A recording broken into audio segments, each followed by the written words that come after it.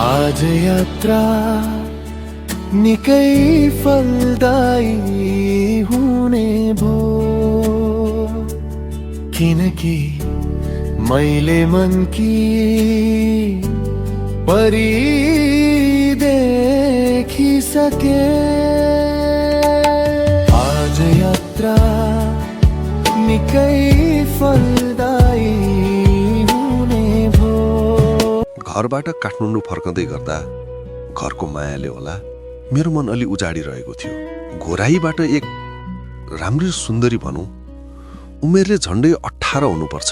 Ticket भने पहिले नै लिइसकेकी रहेछन्। उनको सिटमा बस्नुभन्दा पहिला नजर मसँग जुथ्यो र हल्का मुस्कान पनि दिए। मेरो छेउको खाली सिटमा झ्याल बाहिर पहाडको दृश्य र बिहानको हल्का तुवालोसँगै घाम झुरिकिँदै थियो। गाडी लमहीको नजिक नजिक आइसकेको थियो। त्यो अवधिमा हाम्रो झन्डै 15-20 पटक आँखाले आँखा र मनले मनसँग बातचित गरिरहेको थियो र डर अनि कम्पन पनि उत्तिकै। मान्छे पनि ह्यान्डसमै रहेछ, बरु ऊ कहाँसम्म पो जाने होला भन्ने प्रश्नले आफैले सोधिरहेको थियो। आँखा सिधै हेर्न हिचकिचाइरहेका नि उसको र मेरो आँखा भने सल्लाह गरे जस्तै गरी जुधिरहेका थिए। मलाई पनि एक मनले पुरुष भएर पनि किन हिचकिचाएको होला, बोली हुने हो जस्तो त मलाई पनि भइरहेको थियो। तर झ्यालको प्रतिबिम्बमा मुस्कान आफै हराउँछ। मनले भन्छ शान्त रह, यात्रा लामो छ। छटपटी र कौतूहलता बीच बुटोल आएको 5 मिनट जस्तो पनि लागेन। उनी सानो झोला काखमा राखेर बसिरहेकी थिइन्। कहिले काँधबाट खस्न लागेको कपाललाई औँलाले सुमसुम्याउँछिन्, फेरि एक नजर यता दिन्छिन्। त्यो सानो चालले नै मेरो मन उमङ्गले भरिएको थियो। पीडा र छटपटी दुवैलाई बराबरी थियो। आफैले डर पनि लागि गरेको थियो। कुनै शब्द साटासाट भएको छैन, तर मौनले नै संवाद भइरहेको जस्तो भइरहेको थियो। मोड आउँदा बस अलिकति हल्लिन्छ, मन पनि आँखा आँखाको दृश्यमा टक्क टक्क अडिन्छ।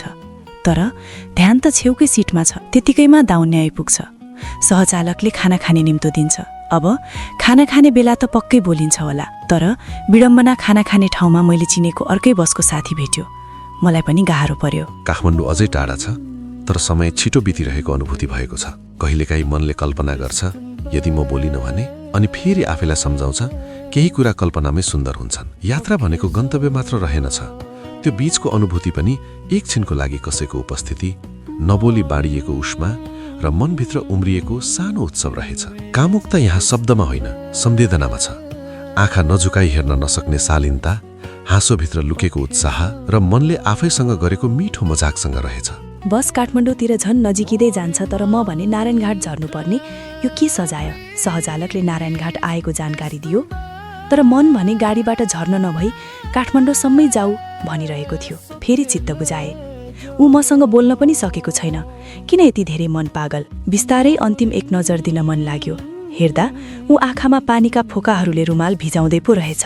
त्यही नै मेरो लागि अन्तिम अधुरो एक खुल्न र फुल्न नसकेको याद रह्यो। मन अब पहिले जस्तो छैन। अलिकति थाकेको, अलिकति गहिरो र पहिले भन्दा हारिसकेको छ। अन्तिम मोडमा पुग्दा मनको यात्रा सकियो। तर यस्तो अनुभूति यादमा बस्छ, र त्यो नै यात्राको सबैभन्दा सुन्दर उपहार रहेछ। तिमी ओर्लियौ भिडमा हरायौ, म सिटमै बसिरहे, थिची बुझाइरहे। तिमी ओर्लियौ भिडमा हरायौ, म सिटमै बसिरहे। मन चाहिँ थिची थिची बुझाइरहे। तिमी ओर्लियौ भिडमा हरायौ, म सिटमै